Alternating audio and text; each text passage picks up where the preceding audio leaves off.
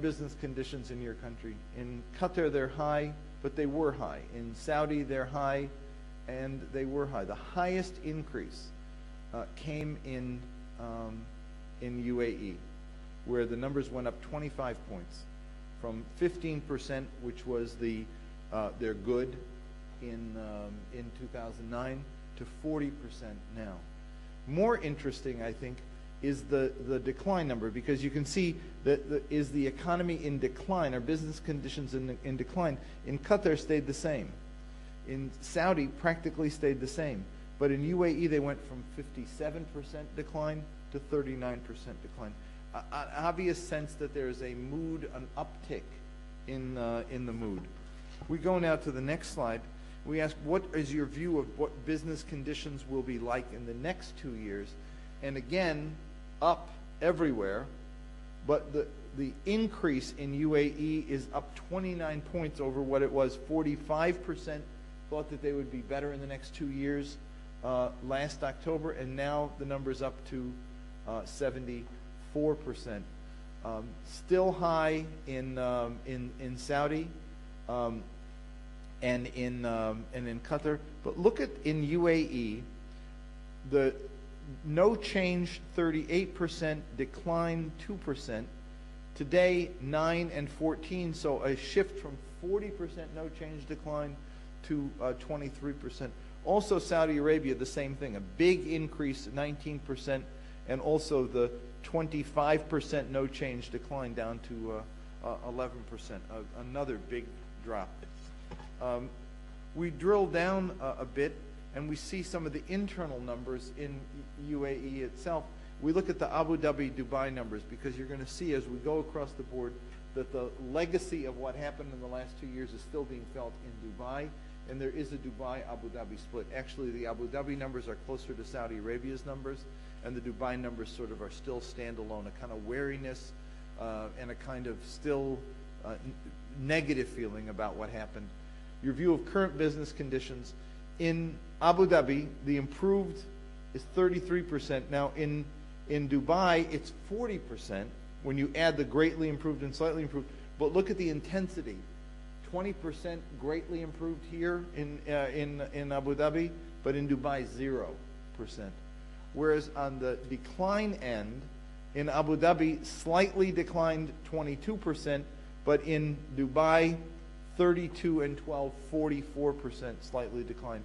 What's your view of business conditions in the next 2 years? Again, the intensity is on the Abu Dhabi side with almost 90%, and good numbers in Dubai, but on the greatly improved, much lower.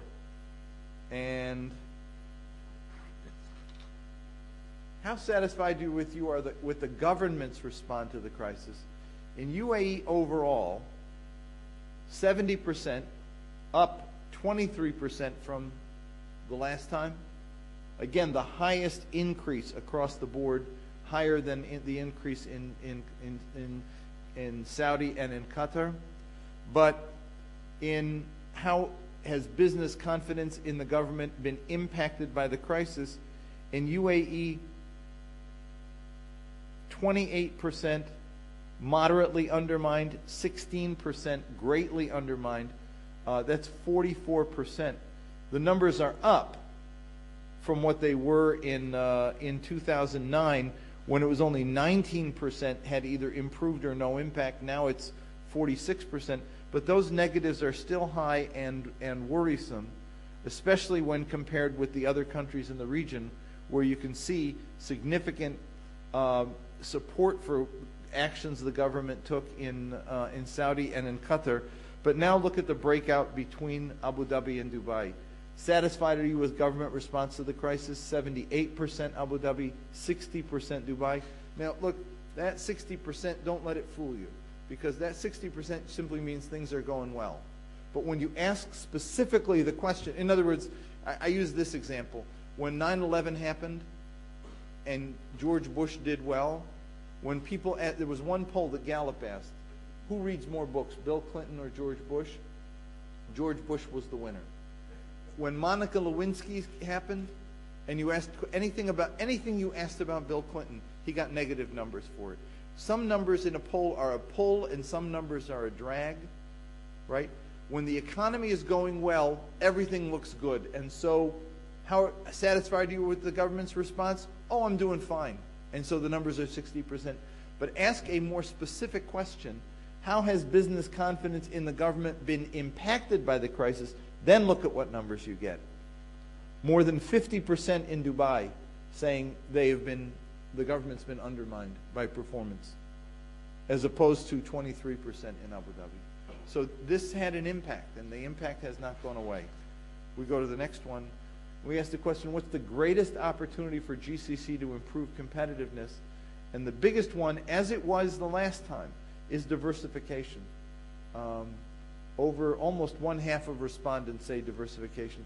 But the interesting one here is deepening alliances with developing countries. The BRIC nations are Brazil, Russia, India, and China. And look at that 28% going east, as it were, with going west, which is down to 4%. And so when we did some follow-up interviews, what we heard was, look at what's happening in Europe. Is that a place I want to invest? Whereas China is presenting people with kind of an unlimited opportunity for growth. And with also a whole lot less strings attached and a whole lot less political difficulties of dealing with the environment in China.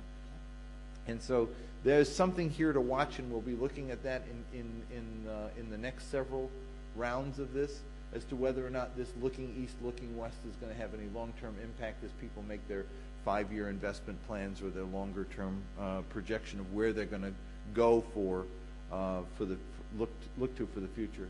Which issues require immediate attention, and which, if left unaddressed, present the longest or the greatest long-term threat to the region's competitiveness?